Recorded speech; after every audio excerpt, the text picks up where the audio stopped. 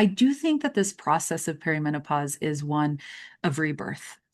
Mm, I think that it is an opportunity for us to become more aligned with the things that really matter to us.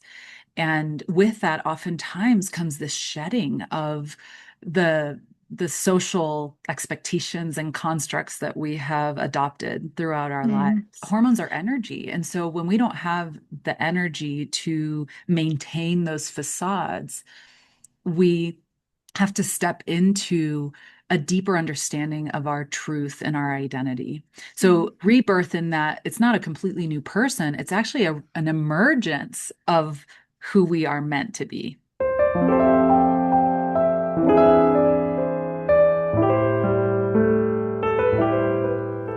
Welcome to Sensitive Stories. This episode is for educational purposes only and is not intended as a substitute for treatment with a mental health or medical professional. Let's dive in. Welcome back, Karen. I'm excited to have you on the podcast again. Yes, me as well. Thank you so much for having me. This is such an important topic. I'm really, really excited for us to delve into all of the pieces. I was thinking, are we going to have enough time? I hope we have enough time because there's so much to talk about. It's true. We might have to have a part two. Yeah, let's see. Let's see how we do. Yeah, so today we're talking about perimenopause. This is the most requested topic I've had in probably the last year. People Mm, are really hungry for this information, and especially through an HSP lens. Last time we talked about burnout on episode 57. People absolutely loved your cake analogy. I still hear about it because, as you were saying, we don't talk about sensitive health very often, right? Through mm, that lens, there's not a lot of resources out there. So people are really looking for that. So I'm grateful for your yeah. time today. Yeah, thank you. And it's another specialized little arm, right, of the health conversation. And I'm really excited to reach this community because it's my heart and soul. You Yeah. know, we've talked about that. Yeah. I am a naturopathic doctor, but counseling is really where my heart is, and connecting with the highly sensitive person community, especially through therapists, right? Like I love that those are the people that I just so organically can connect with. And so to be able to bring this information to women who are either going through it themselves or are working with people who are going through Right. it, it's just something that's very special to me. It's true. That's a good point. This could be a personal exploration. It could be supporting someone in your life, whether it's a client, maybe a Mhm. spouse, a family member, a friend. Yeah. We all know someone who's probably Mhm. going through this stage of life where Mhm. hormones are shifting and we're really unsure what's happening. So I wonder if we could set the foundation for folks who haven't started this exploration. When are we usually going through perimenopause and what are some of the changes that happen during that time? That's a great place to start.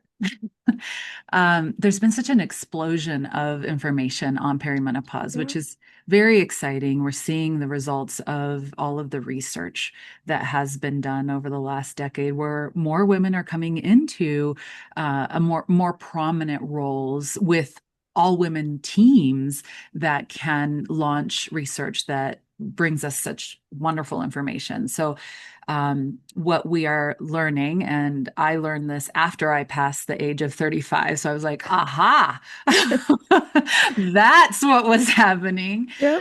Um, that's really what they're finding is that the subtle changes in hormones start around the age of 35. And for me, I had my child at 34 and a half or 33 and a half. I was almost 34.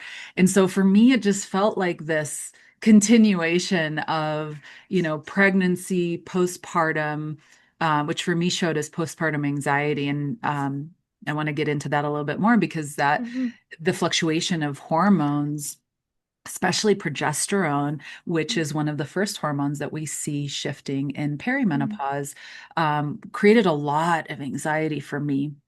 And so I went from 33 and a half, going through the postpartum, and then basically launched right into perimenopause. And it really helped to validate and explain my personal experience. And as women are having children, post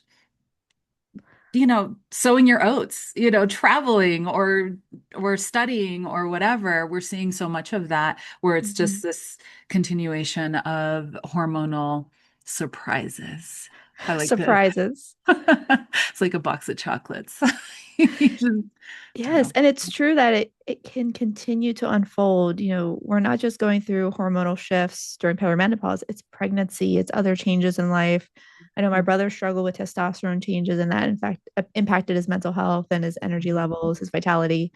So this is something we Yeah. go through a lot more than we realize. And I Yeah. know when I was growing up, I never heard any of the people in my life talking about this. My grandmother, my aunts, no one talked about this. So yeah, when I hit my mid 30s and my mood dropped, my energy tanked, I was like, what is happening to me? I have Yeah. all of a sudden my whole body feels different. It's Hmm. quite a shock. It is quite a shock. That's the right word. A It is surprise. Yeah. exactly a surprise, a shock. Yeah, all of the above. Hmm. I really appreciate how you incorporate that, life, just life alone can prompt so many changes in our hormonal experience. Yeah. And it's not just women. And, there's the equivalent for men that's called andropause. And there's not a Mm. ton of that out there because it's so simple for men. It's one hormone, right? They've got Right. testosterone. And so I think it's fair for us to just focus on perimenopause because, we deserve that.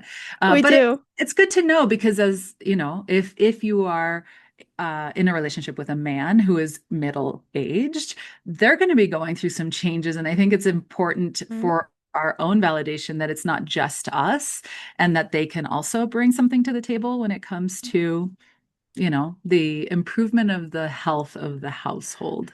Absolutely. Right. Let's build that awareness. And let's say you are the partner of a woman going through perimenopause. I've seen a lot of men stepping up and learning about it. So they Yes. can be the best Yes. support, which is so exciting. So refreshing. Very, very Refreshing. refreshing. So back to your question, 35 is when we start to see some shifts in hormones. And it can last, I'm seeing perimenopause lasts about 10 years. I'm seeing that it's happening, lasting a little bit more than that. So I think Yeah. expect for it to be minimum of 8 to like 12, 15 years because the definition of menopause is 12 months of not having had a period. Mm. Hmm. So by the time you hit that 12 months of not having had a period, and I've worked with women who get to that 11th month and, 29 days, and then they have a Right. period, it can take a really long time to finally get to a place where you are officially menopausal or Hmm. postmenopausal.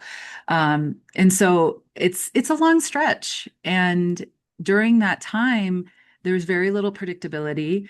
Yeah. We see testosterone usually starts to come down first. And I really want to highlight that because most providers who focus on perimenopause in the conventional world, um, if you're lucky, will talk about estrogen. And estrogen is actually one of the last hormones to Oh, really join the party. Um, that's surprising because we hear the most about it. That's right. Yes. Wow. Yeah. Okay. And I was really excited to talk about that because that made a big difference in my own care of Hmm. understanding estrogen. We associate low libido or vaginal dryness, erratic cycles with perimenopause slash, menopause. But that actually tends to come much later. And there's so much overlap with testosterone and estrogen because testosterone converts to estrogen. Mm. And Okay. so some of the early signs that we might think are estrogen related might actually be coming from the fact that, yes, there is a decrease in estrogen because we're seeing a decrease in testosterone, and that conversion Right. to estrogen is causing overall lower estrogen, but it's not an estrogen pathway issue, it's a Mm. testosterone pathway issue. So we first see Okay. testosterone, then progesterone, and then estrogen when we start to see the erratic cycles, which that takes a really long time before that hits our Sure. awareness. So you So could be in this for years potentially before you hit those later stages, which are the more obvious, maybe more talked about yeah, symptoms. Yeah. I think there's Wow. more awareness around those symptoms. Hmm. Oh, sure. Libido, vaginal dryness that you said, those are things that are maybe taken a little bit more seriously than, oh, I'm feeling anxiety Yes. or I'm Yes. feeling a little off or whatever it is. My energy's low. Um, Mm-hmm. okay. So there's this is very eye-opening.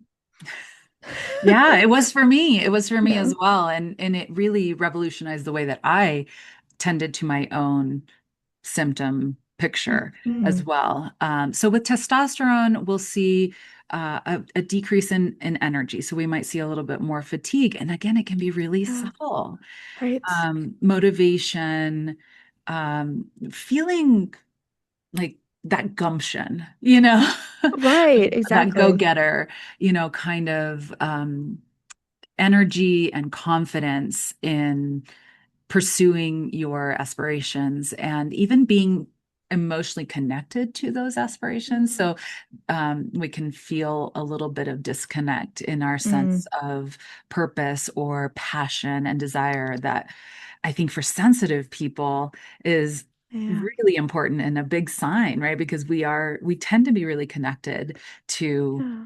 the things that are in alignment for us. And then things just kind of start to feel when testosterone starts to come down, they start to feel a little bit less aligned. Mm. And that can be a symptom of testosterone deficiency. Another piece is pain, physical pain. So if you Mm. think about testosterone and athletic performance, right, that's like Right. easy association. Recovery time is really, really big with Hmm. healthy, optimal levels of testosterone. And so if we take that down to just recovery time from my day, it Oh, can be true. yeah, yeah, emotionally, and physically. And so we can have a regular workout that we would have had no problems with Hmm. even 6 months prior. And now it's like you're just a little bit more achy, or it takes longer to rebound from a workout Yeah. like that. And then fast forward several years of continued deficiency of this hormone, and now you feel like you're not recovering from injuries, or you're having spontaneous injuries that you can't really explain, and it's not getting Right. Makes so much sense because you hear a lot of folks in midlife, and I've experienced this where something spontaneously will start hurting or might pull a muscle or even just doing normal everyday activities like walking around the house or sleeping, in a weird position. It's like, well, wait, this never happened before. hmm And I'm just thinking about a highly sensitive person who already maybe needs more recovery time, at least emotionally, maybe not necessarily physically, but especially emotionally. Now, Yeah. all of a sudden, my cup is even more empty. How frustrating Yes. that is. Yes. Makes it even harder to feel that sense of vitality. Because I remember when my symptoms started coming in, there was like this dullness, this apathy hmm that wasn't hmm like me. And I was like, what is going on with me? And it Yeah. didn't make, and that's the thing, it doesn't make sense given what's going on in life.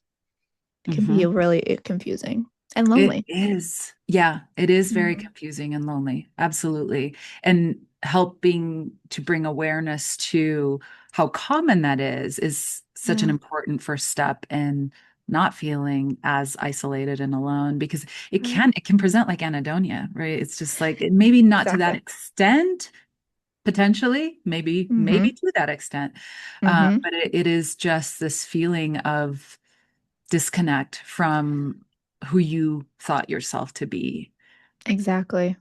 Exactly. It's true where you feel like the things that used to give you joy just don't have Mhm. that same juice anymore. Yeah. Yeah. Yeah.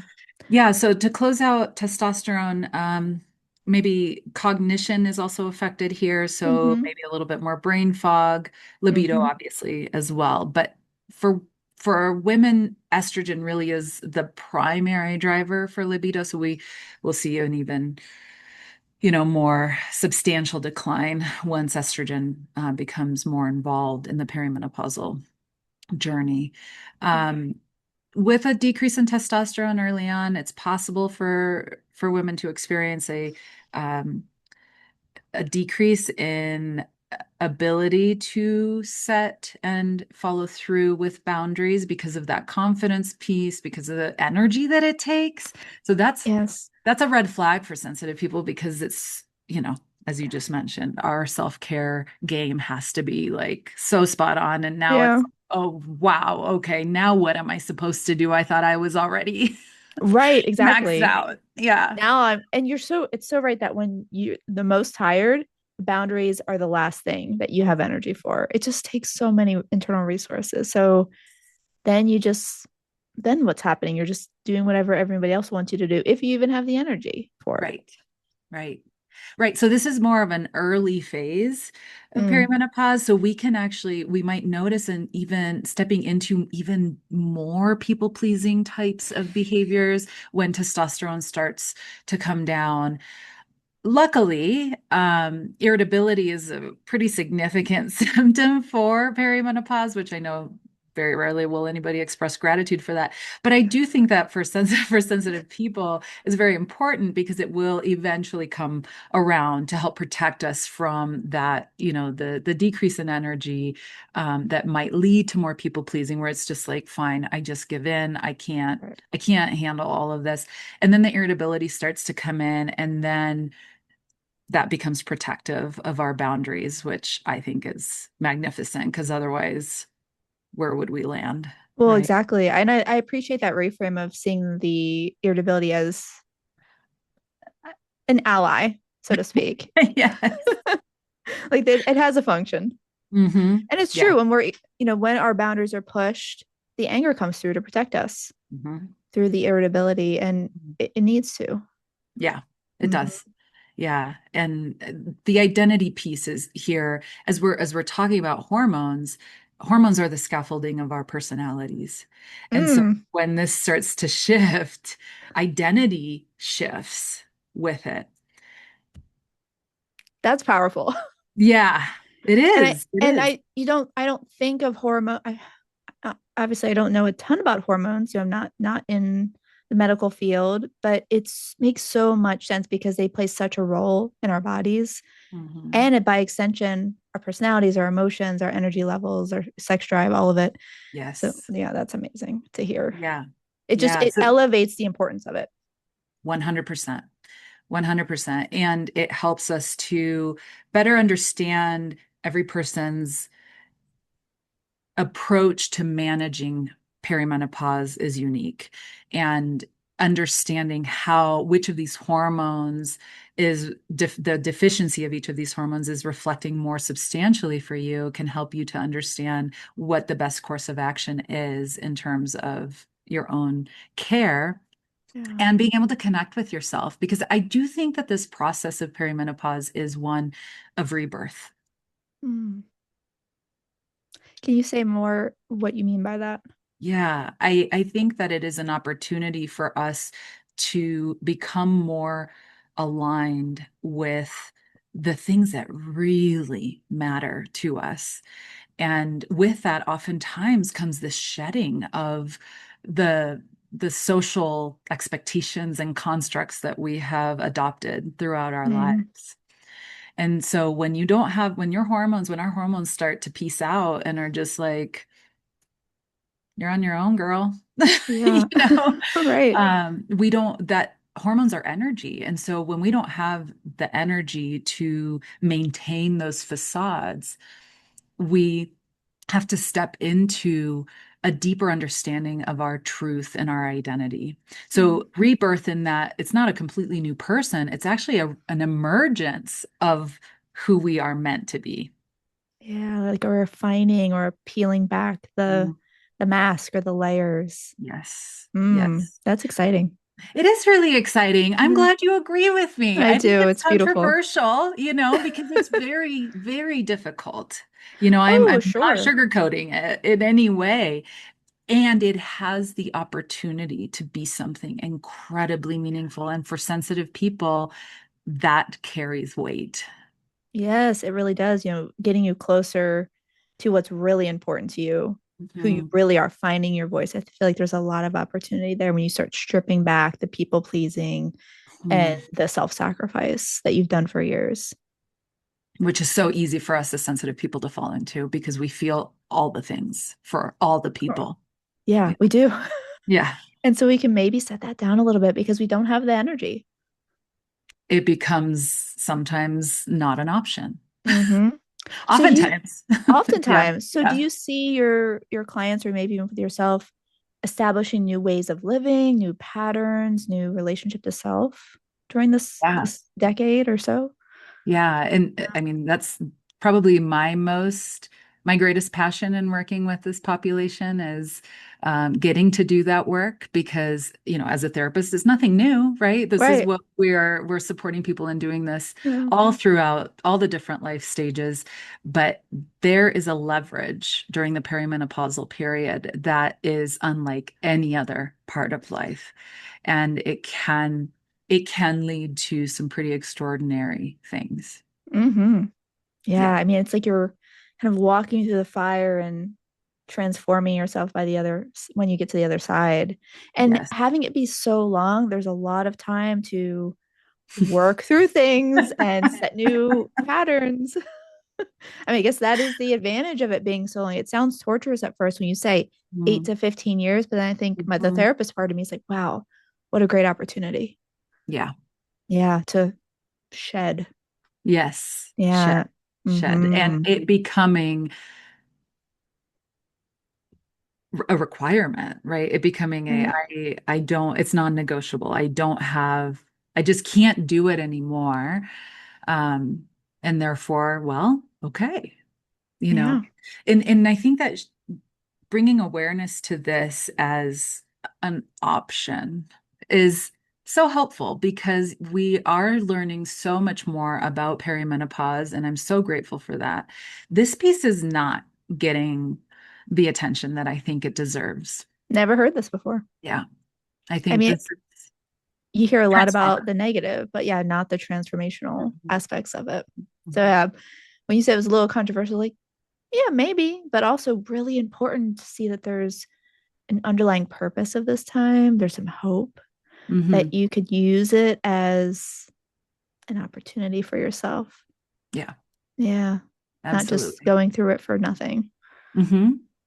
And for sensitive people, I think it's more impactful because Mm-hmm. it's very difficult for HSPs to engage in things that don't feel purposeful or meaningful, right? Exactly. And given what you were mentioning earlier, it's like, oh man, self-management and self-care was already so complicated, and now I'm having to level that up. Like, where am I Mm-hmm. going to find the resources for that? That's the question. Is we Right. got to shed some stuff, right, in That's order it. to be able to do the self-care thing. And that is likely why self-care was so complex, right? It was so difficult pre-perimenopause because we were trying to hold all of the things while taking care of ourselves. And then perimenopause comes and says, all right, Mm. we're going to change some things up here. Yeah, it's time to shake it up. Yeah, shaking it up. It's true. You don't Yes. have any excess anymore that you maybe did in your 20s and early 30s. So, yeah, it's time to be really selective with the internal and external resources that you do have. Yeah. Yeah, Yes. Yes. So let's exciting. circle back to the rest Yeah. of the hormones because Yep. I think this is really empowering to understand Mm-hmm. hormones. So progesterone comes next. We Mm-hmm. first we see a decrease in testosterone, then progesterone starts to decline.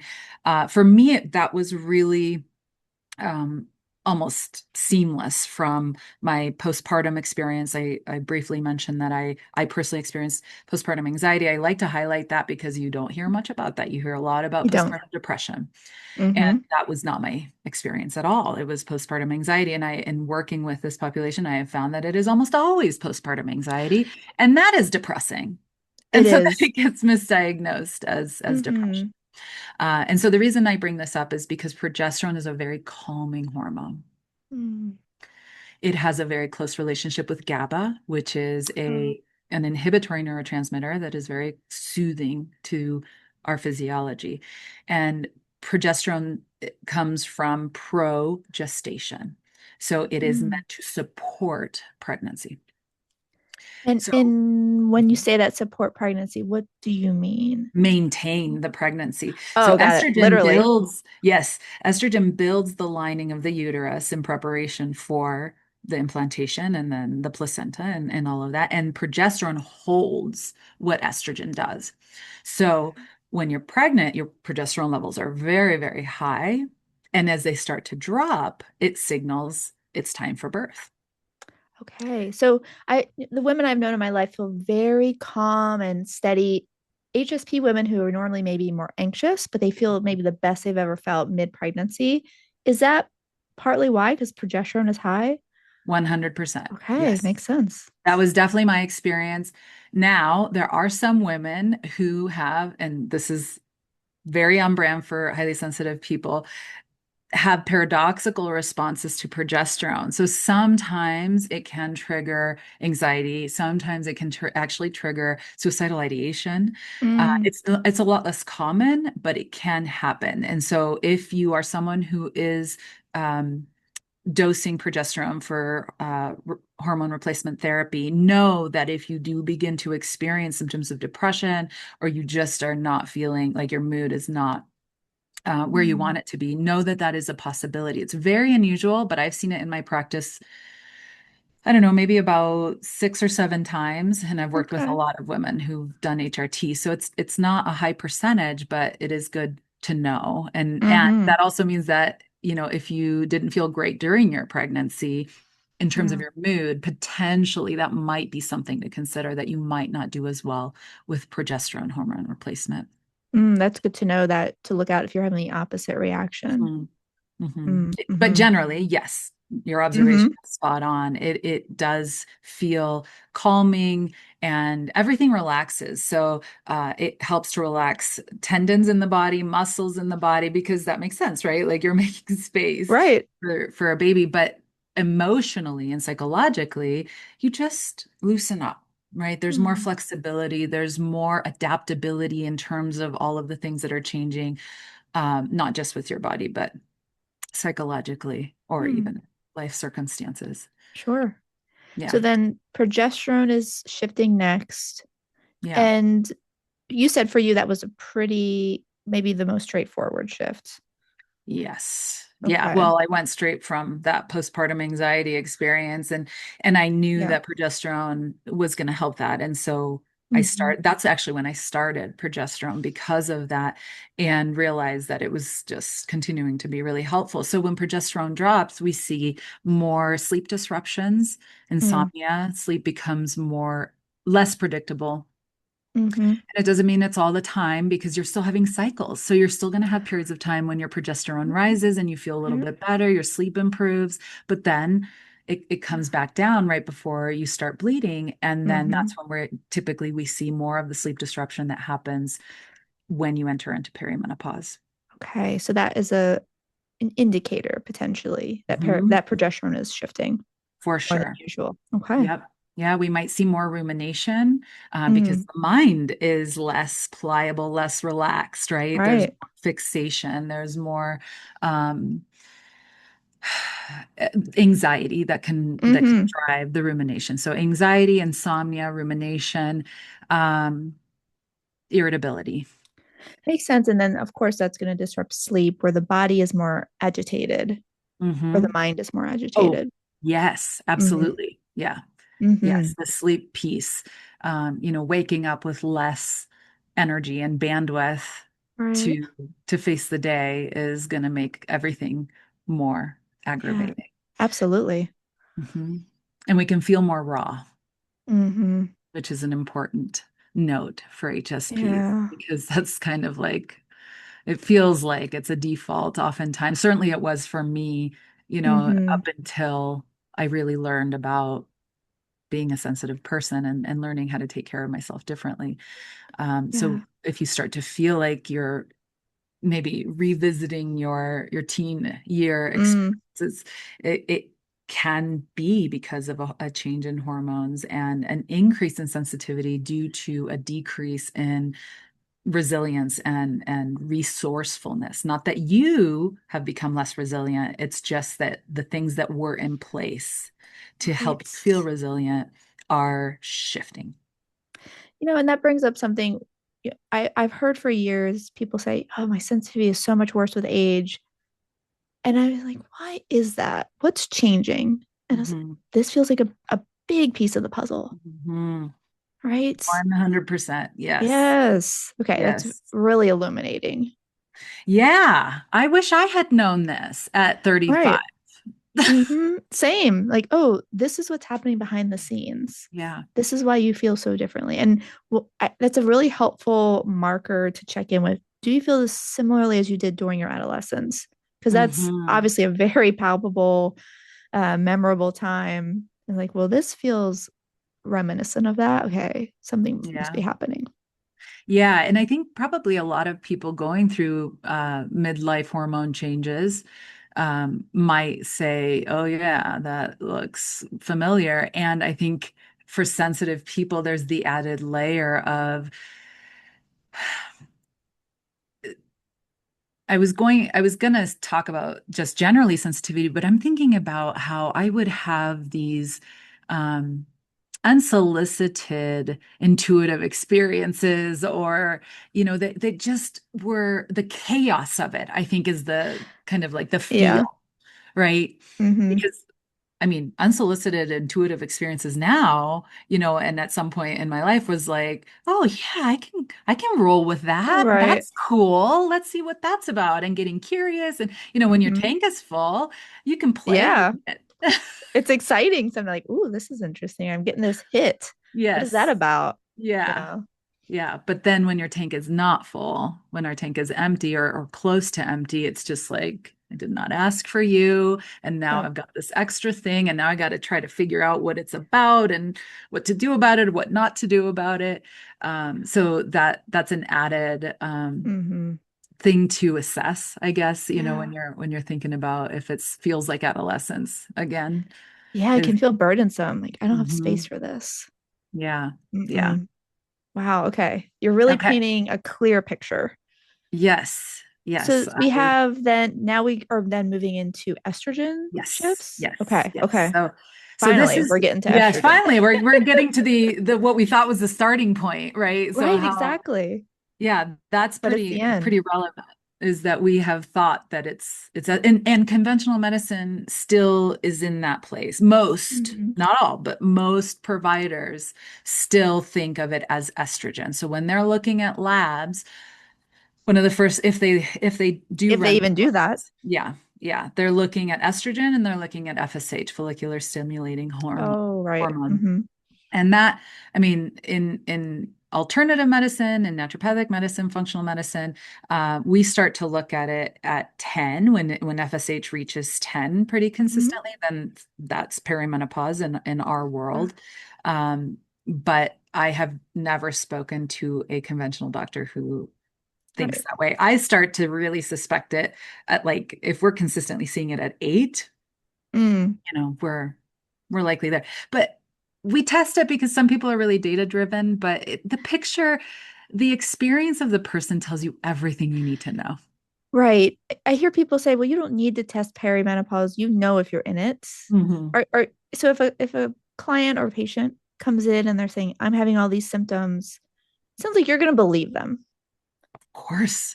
Right. Of course. Of course. You're not going to push back. Because Yes. I've had No. so many clients go to their doctor and like, we can't do anything for you. Yeah. Even menopause specialists, they're like, nope, Yes. can't do anything until that estrogen number shifts.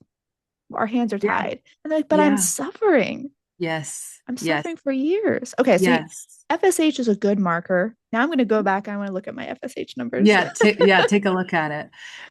But we are symptomatic long before we get to that 10. Right. So they still have some issues with it because Mm-hmm. as long as if you're menstruating regularly, you're going to have, depending on when you test it. So Right. FSH should be tested at day 3 Mm-hmm. along with estrogen. And I like to throw testosterone in there, but testosterone tends to be much more, it's not something that's fluctuating with our Mm-hmm. periods.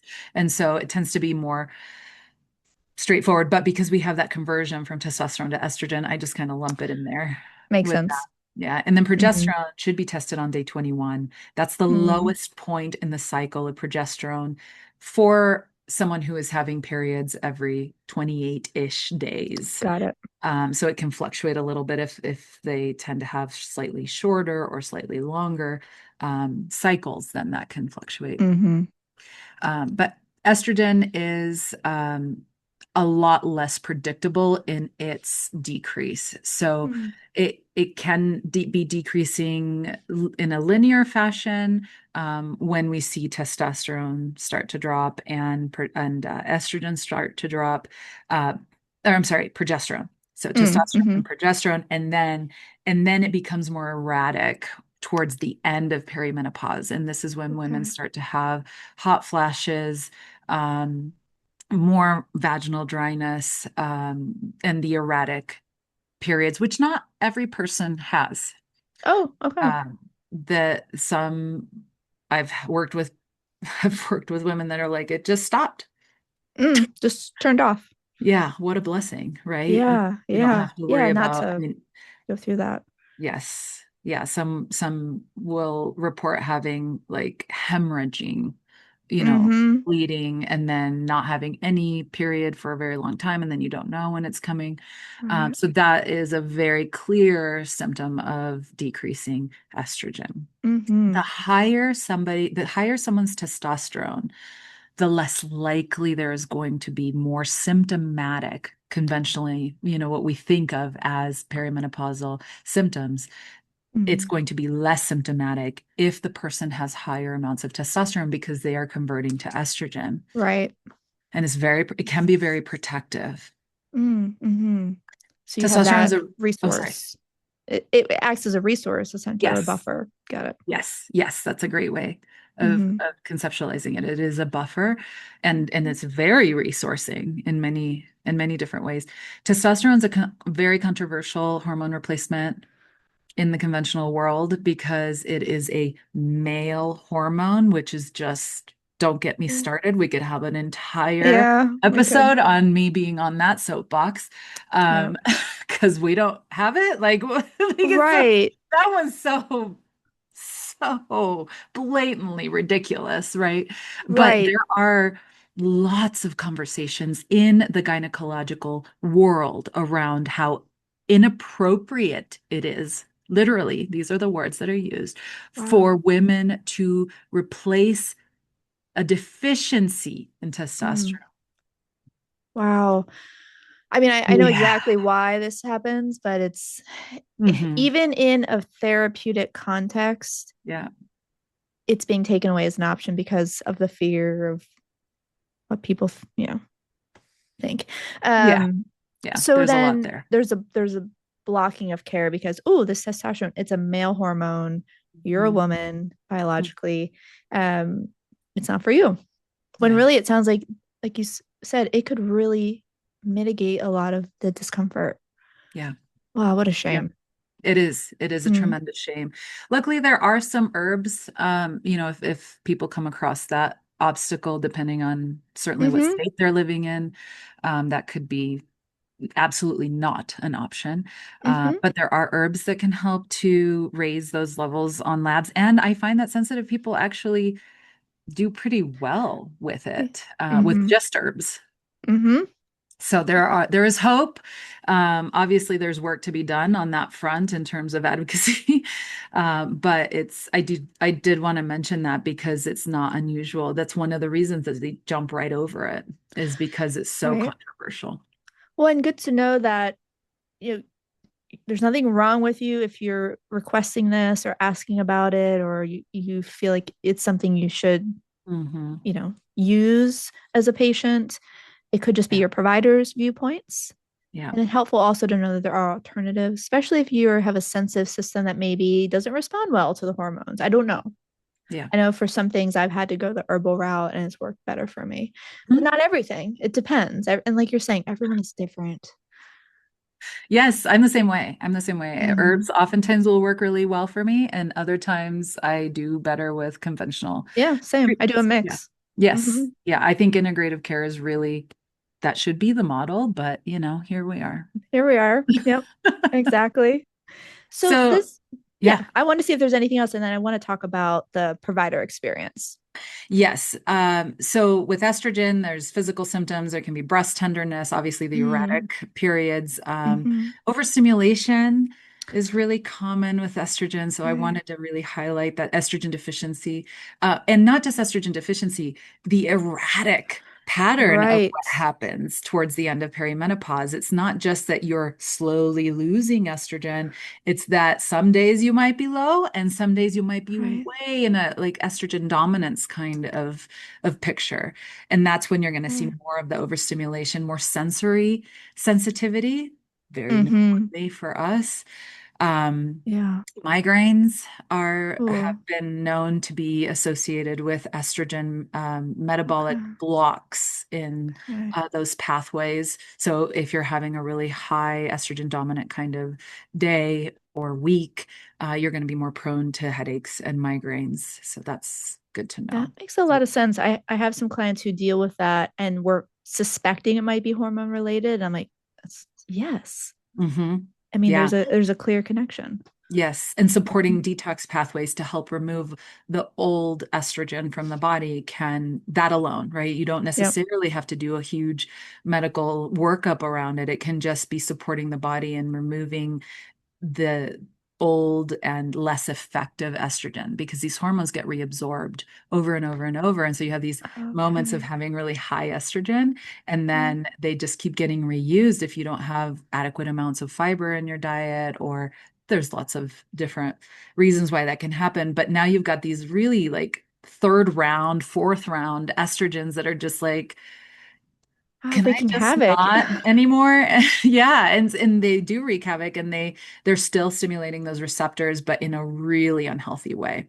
Mm-hmm. And those solutions can be very, very simple, depending on the person's picture. Wow. So I'm just thinking about the sensitive person who is so attuned to what's happening inside, is so aware of those little changes, but now we're getting huge shifts up and down, up and down. So you alluded that there's some things you can do to make that process a little bit more comfortable. Are you open to sharing what some of that Yeah. might be? Yeah, yeah. And just to close out the hormone piece, there are so many other hormones that are involved with perimenopause. Mm, And I think for the sake of time, it is important that we move on. I just yeah. wanted to highlight, there's going to be changes in blood sugar, there's going to be changes in Mm, thyroid function. All of these hormones, they're all coming from hormone producing organs. And those organs, the endocrine family, I like to think of it, mm-hmm. if one hormone organ is starting to retire, the other organs have to take over. And so that puts a lot of extra Wow. pressure on the other endocrine organs for digestion Wow. and stress response and blood sugar regulation and all of that. So it's just something else to keep in mind. It Wow. is a very complex dynamic of what's happening. Yes. It sounds like, pretty much every system in the body is being impacted. Hmm. Hmm. Wow. I mean, this is so much more than I ever realized. Yeah, It's so, I but mean, yeah, you makes probably sense. still knew, right? Like you're like, Intuitively, yeah, yes, for sure. New, yeah. oh, brain fog, energy, mood, sensitivity, all of it. But it not to kind of pull back the curtain and see, well, Mhm. this is exactly why this is happening. It's like, oh, okay. I'm not Yeah. making this up. I'm not crazy. Yeah. There's just a lot of physical changes happening. And I Hmm. hope, Yeah. listeners are validated by that. Hmm. Right. Hmm. Yeah, And that's definitely my goal as well. yeah, I hope so. And just can learn about what's going on in their bodies and maybe have a little bit more information so they can have pointed discussions. Yeah. Yeah. Yeah, absolutely. So, to answer your question, Yeah. there are so many things that we can do to feel more comfortable through this period of transition. The first plug is if you don't already have a therapist, Yeah. that's number one. I'm guessing probably most of your listeners are already there, and I'm so glad for that because I Mm-hmm. do think that the opportunity for a deeper, meaningful transformation Yeah. is becoming available to you. Mm-hmm. And Step to into it. leverage that. Yes, yes, really lean into it and leverage it as much as possible because it is hard. And if it's hard and you're going to have to do it anyway, you might as well make it really worthwhile, right? Yeah. Make it good. Yeah, yeah, I know that's not what your question was really, but I No, but kind I of feel love like, that. And it comes back to that hopeful opportunity piece of like, this is happening for a reason, and it could be a point of transformation, not Mhm. just a struggle or a painful period. Yeah, Yeah. yeah, Mm-hmm. absolutely. So, in terms of physical comfort, number Mm-hmm. one, always with sensitive people is sleep. Protect your Yes. sleep. Number Yes. one, there are 1000%. herbs. Yes, there are herbs that help to support progesterone. Um, I get a little bit nervous recommending herbs because you just don't Hmm. know people's backgrounds, but white peony is consistently shown to support the production of progesterone, which is found in a lot of Chinese medicine combination products. And the FDA has been sticking their nose in people's business as of late that is not beneficial for sensitive people Yep. trying to find gentle approaches, you know. True. And so I'm just seeing a lot of movement in the products. So I wish I could recommend a Mm. product specifically, but the ones that are my go-tos are not currently available. Right. But if you look for that specific herb, um, Hmm. you will probably find something that can support progesterone and therefore support sleep. So Great. that's really, really important. So the things you already know, sleep hygiene, protecting your schedule, giving yourself more downtime in that transition Hmm. period. Cortisol management is also really important. That was one of the other Mm-hmm. hormones because the adrenals are an endocrine gland that produce cortisol. And so in the Hmm. family of organs that produce hormones, these glands are not going to be really stressed. And that is particularly relevant for sensitive people because we already have over functioning adrenals because we are constantly discerning between all of that information that we're perceiving. Is this safe? Right. Is this not safe? And every time that your body asks that question, there's a little bit of a spurt of cortisol. And Okay. and cortisol determines our wake and sleep patterns, our circadian Mm-hmm. rhythm. And so if we're having these random spikes of cortisol, which can happen during perimenopause, it'll cause random wakings in the middle of the night. It will cause blood sugar crashes or blood sugar spikes that can also wake us up. So there are specialty tests for that that can be helpful if you're suspecting that might be the case. Mm-hmm. But phosphatidylserine is a supplement that can help to reduce cortisol and support sleep at bedtime. Again, Great. be very, very careful when you're supplementing these things. Talk it over Mm-hmm. with a provider because Yep. who's really listening and collaborating with you. Because if that's not the case, and then you drop your cortisol even more, that's going to lead to other problems. So, Right. So you don't want to tank it. You want to make sure you're mm, supplementing responsibly. yes, Yep. yes, Yep. yeah. Mm-hmm. So protecting the sleep is number one because that's where we get the majority of our resource and Mm-hmm. how we can feel our most resilient. Yes. I really like teas. We kind of touched on how sometimes Mm-hmm. herbs can be really helpful and supporting detoxification through teas can be an easy way. Traditional Medicinals is one of my favorite I love brands. them. Yeah. Yeah, Yeah. they're a wonderful company. I have actually a colleague who works for them and does research and development, and Mm. they are as great on the inside as they are on the outside, and that's just a wonderful thing in I this day love that. and Yeah. age. So there's some alignment there. Yes, yes. So they have Mm-hmm. a day, I think it's a daily detox tea or something like that. Mm-hmm.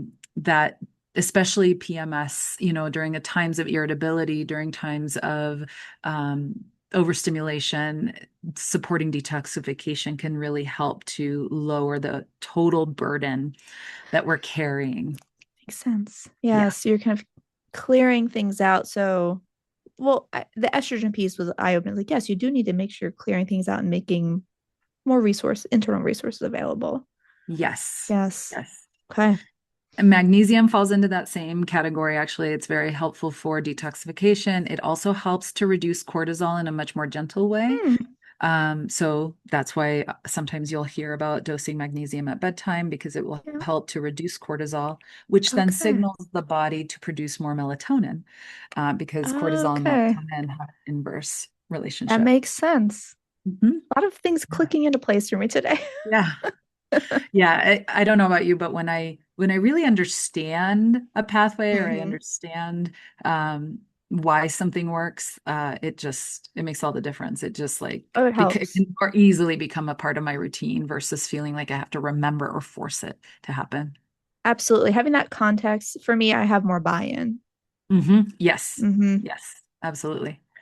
Hydration is a natural part of detoxification. So, um, you know, finding the right type of electrolyte for you, which I'm very particular about, the type of ratios that sensitive people really thrive with, uh, Mm, in their electrolytes, but finding the one that feels good to you and consuming the right amount of water, because anytime you clean anything, water is almost always sometimes the only thing that you need, right? And right. so making sure that that water is getting into the cells and cleaning things Mhm. out, will be really helpful for supporting energy and Mhm. balancing hormones in a really gentle way. Yeah, I think we talked about that too in the conversation of burnout, which makes sense because we're kind of gathering resources. Mhm. Hmm. Yeah. One thing to note about sleep support is more isn't always better. I think I'm preaching to the choir here because as sensitive people, we learn that We need long. to hear it though. Yeah, it Yep. is helpful because we can feel desperate, right? To like, I need to get some Exactly. sleep. This is not okay. But I see it probably more consistently with sleep is if we do too much in terms of Mm, supplements, sometimes that can be overstimulating to our sensitive physiology, and true. then it has the opposite effect. It's very Mm, counterproductive. hmm.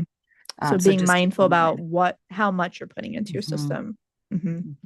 Yeah, yeah. I really like to rotate things that work, but doing too much can sometimes do more harm than good.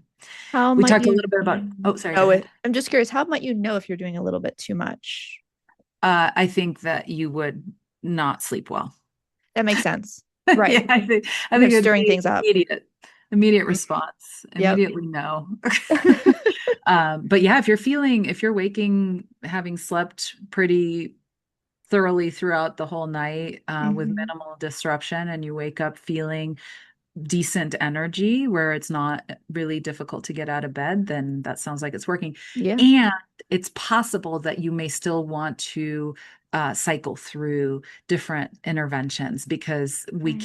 sensitive people tend to become, it's not necessarily a tolerance, but I Hmm. just find that my body loves variety. And the more that I keep, just shifting the things that I'm doing, Hmm. my body seems to remain responsive to those Mm-hmm. changes. That makes sense. Yeah. We touched briefly on GABA, Yes. so that's Hmm. worth mentioning here. There you can find it anywhere. I Hmm. really love, and I think I may have mentioned this actually in our burnout chat. 200 milligrams of Zen by Allergy Research. I think I mentioned. Mm-hmm. I think I like so. it. It's a combination of L-theanine and GABA. Um, I love it. I can't say enough about it. But the thing to consider is when progesterone starts to decrease, so does GABA, and so you're replenishing a deficiency here. So it's almost Hmm. like it's a neurotransmitter, replacement Hmm. therapy. Um, and you don't necessarily need it all the time. It can be used Hmm. as needed. You might find if you're really feeling burnt out and raw, then you might want to dose it every single day at a low Hmm. amount because it can be too calming. And then, you still Sure. have Yeah. your day. But dosing it daily, you could dose it at bedtime. Some people really love it for sleep support. Yeah. And then once you get more of your reserves up, then you can dose it as needed. It doesn't necessarily Mm. have to be Hmm. You can constant. shift it depending on what you're needing. Yep. Love that. And the last thing, that's coming to mind right now, I'm sure Hmm. there's so many things that can be done, to find comfort through perimenopause, is homeopathic remedies because they're Mm. so comprehensive. And I just want to clarify, homeopathic doesn't, it's not interchangeable with naturopathic. So homeopathic remedies are a type of Yeah. naturopathic intervention, and they are very energetically based. And so I love this form of treatment Hmm. or intervention for sensitive people because it's like speaking our language. We're very much on the energetic plane and noticing Yeah. shifts before they manifest physically or tangibly. Right. And Exactly. they're very individual. So Hmm. that's the only thing I wanted to say. Just because a remedy worked really well for a friend does not mean that for the same exact symptom, it does not mean that that's going to be the right remedy for you. So don't become discouraged if you're like, oh, well, Mm. my friend told me to take sepia or whatever, and it just didn't do anything for me. It just means that it's not Hmm. aligned with your presentation of that symptom. That makes sense. So being open to experimenting a little bit and finding the right match for you makes Yes. sense too. That homeopathics are subtle and we pick up the subtle and our bodies respond to those smaller doses or gentler remedies. So that seems like a really like just a good fit. Mhm. And another approach in your toolbox. Yes. I love that. Mm-hmm. It is all Wonderful. about having as many tools in the toolbox. It's true. And just finding the right pathway for you, whether it's hormonal therapy or herbal remedies or diet or homeopathics, Mhm. or homeopathy, there's so much available, which is Yeah. very reassuring and comforting, Yeah. honestly. Yeah. And how that can shift from one day to another. I mean, I think that's Yes. been my life experience as an HSP generally, and it Hmm. has not changed in perimenopause. Right. That's well, at least there's some things that are the same. Right. Yeah, but one day one thing works really well and the next day something else needs to be put in place. And so Exactly. having that variety of what Hmm. has worked and cycling through, all of those Hmm. different tools. Yeah, what a masterclass in meeting your needs. Yeah, right. Karen, Definitely. just in our last few moments, I wonder if there's any final thoughts, anything that feels important to share before we wrap up. Well, a lot. I know there's a lot more. We're just scratching the surface here. Yeah, yeah. Um, I'm really glad that we got to the hormones. I think that was really important. Hmm. Um, I don't know where to go because There's so there's so much much. more that we could chat about. And maybe, if you have a lot of people that come back and say, I'd really love to learn more about this, I would love to continue this conversation Absolutely, me with too. you. Yeah. There's so much more we could get into. So much more. I launched a podcast with a couple of colleagues of mine, Hmm. and we do a deep dive into a lot of these topics. And I try to incorporate the HSP Yep. aspect of it. They're very supportive of me doing that. Hmm. It's just a little bit different, like getting to talk to you about it and you being in a place where you so understand, I think Yeah. really helps to highlight Hmm. what matters for us as sensitive people. And one of the things that I really want to dive into on the Messy Midlife podcast is the spirituality of Mm, perimenopause, and that kind of ties into a yes. little bit of what we were talking about today, Yeah. and Hmm. our sense of purpose as sensitive people, and how it's really a time for us to shine and let that come through. So there's so Yeah. many different topics here that I think we could explore further, but I'm really glad that we got into some of the fundamentals because it's Me so too. empowering to understand that. Absolutely. To understand just what's happening in our bodies. And I think we wove in maybe some of this sensitive experience throughout. Obviously, so much more to get into. And Mm. I would love to dive into that spiritual lens through this process because, yeah, as transformation is happening internally, we're often connecting with things that are more meaningful, um, just maybe things we haven't prioritized in the past, Mhm. Mhm. like spirituality. It's definitely something that I have always been drawn to, but I've taken more seriously in my 40s at this stage. It feels even more important than Yeah. ever. Yeah. And I Yeah. think that's pretty common.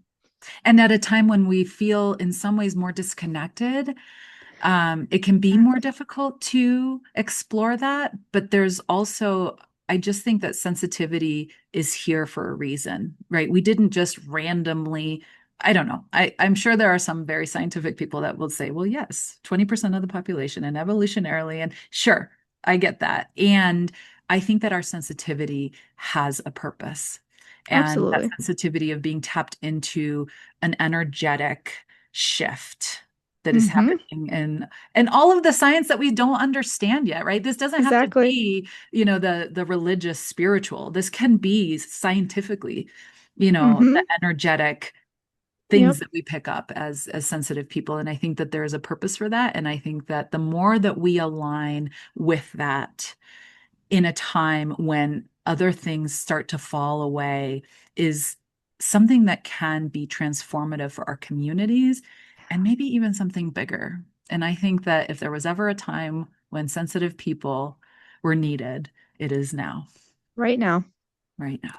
And yes, we have a biological purpose, but we also have a deeper spiritual, emotional purpose. Yeah. And yeah, we are needed more than ever. So let's take good care of ourselves. Yes, Yeah. agree.